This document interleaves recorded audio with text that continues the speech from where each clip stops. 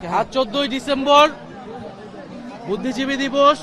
আজকের এই দিনে 1971 সালের মহান মুক্তিযুদ্ধে বিজয়ের ঠিক প্রাককালে মুক্তিযুদ্ধপন্থী লেখক, শিল্পী, সাংবাদিক সহ বিভিন্ন পেশার যারা স্বাধীনতাকামী ব্যক্তি রয়েছিলেন তাদেরকে পরিকল্পিতভাবে হত্যা করা হয় এবং বিজয়ের প্রাককালে বাংলাদেশের যারা চিন্তাশীল মানুষ ছিলেন, স্বাধীনতার পক্ষে ছিলেন, তাদেরকে হত্যা করা হয় যাতে বাংলাদেশ জাতি হিসেবে মর্যাদাশীল রাষ্ট্র হিসেবে দাঁড়াতে না পারে।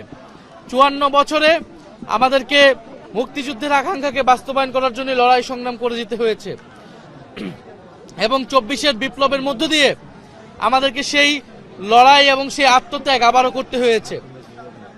বাংলাদেশের প্রতিটি লড়াই বুদ্ধিজীবীদের একটি শ্রেণী যেমন সবসময় পক্ষে ছিল, আবার অপর শ্রেণীর বিপক্ষে ছিল। আমরা দেখেছি এই আওয়ামী লীগের সময়ও আওয়ামীপন্থী কিছু বুদ্ধিজীবী, সুশীল কিছু বুদ্ধিজীবী তারা বিভিন্ন নামে তারা আওয়ামী লীগের মতাদর্শ উৎপাদন করে গিয়েছে এবং ফ্যাসিবাদের পক্ষে সম্মতি তৈরি করেছে এবং আমরা এই সময়ও সেটা দেখতে পাচ্ছি। 5ই আগস্টের পরেও বুদ্ধিজীবীর নাম করে 5ই আগস্টের বিরুদ্ধে, জুলাইয়ের বিপক্ষে এবং গণহত্যার পক্ষে সম্মতি তৈরি করে যাচ্ছে। কিন্তু আমরা মনে করি জনগণের পক্ষের বুদ্ধিজীবীরা সবসময় ছিলেন, এখনো আছেন, তারা কথা বলবেন এবং বাংলাদেশের যে চিন্তার স্বাধীনতা, সাংস্কৃতিক স্বাধীনতা, সেই স্বাধীনতার লড়াই ছাড়া আমাদের রাজনৈতিক স্বাধীনতা অপূর্ণ।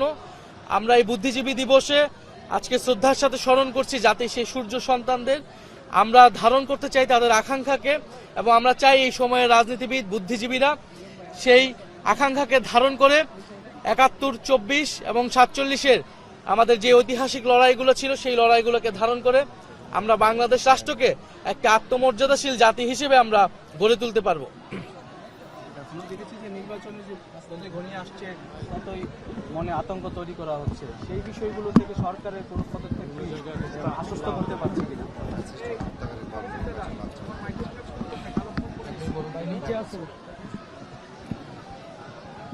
সরকার জায়গা থেকে আমরা বলেছি যে সরকার জননিরাপত্তার বিষয়টায় দুর্বলতা রয়েছে, সরকারের আইন শৃঙ্খলা জায়গায় মানুষের এসে আস্থাটা এখনো আসে নাই এবং আমরা এখন যে দেখতে পাচ্ছি যে নির্বাচনকে বানচাল করার জন্য এবং গণ অভ্যুত্থানকে নস্যাৎ করার জন্য গণ অভ্যুত্থানের যারা প্রতিচ্ছবি ছিল, যারা নায়ক ছিল, নেতা ছিল, যারা অংশগ্রহণকারী ছিল, তাদেরকে টার্গেট করে হত্যা করা হচ্ছে এবং এটি ওসমান হাদির উপর হামলার ঘটনায় পুরো জাতি দেখেছে।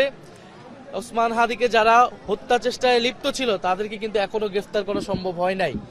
আমরা বলতে চাই অতি দ্রুত সময় তাদেরকে গ্রেফতার করে বিচারের আওতায় আনতে হবে এবং এই পুরো পরিকল্পনার সাথে, এই আয়োজনের সাথে যারা জড়িত, প্রশাসন থেকে শুরু করে যারা সরকারের ভিতরে বাহিরে যারা নীল নকশা করছে তাদেরকে চিহ্নিত করে গ্রেফতারের আওতায় আনতে হবে এবং আমাদের ফ্যাসিবাদ বিরোধী জাতীয় ঐক্য বজায় রাখতে হবে। আমরা দেখছি এই ঘটনাকে কেন্দ্র করে রাজনৈতিক দলগুলো একে অপরকে দোষারোপ করছে। আমরা মনে করি এই সময় আমাদেরকে এই জায়গা থেকে সরে এসে একটা ন্যূনতম একটা জাতীয় ঐক্য আমাদের মধ্যে রাখতে হবে। আমাদের মধ্যে বিভক্তি থাকলে ফ্যাসিস্ট শক্তি সেটা থেকে সবচেয়ে বেশি সুবিধাপ্রাপ্ত হবে।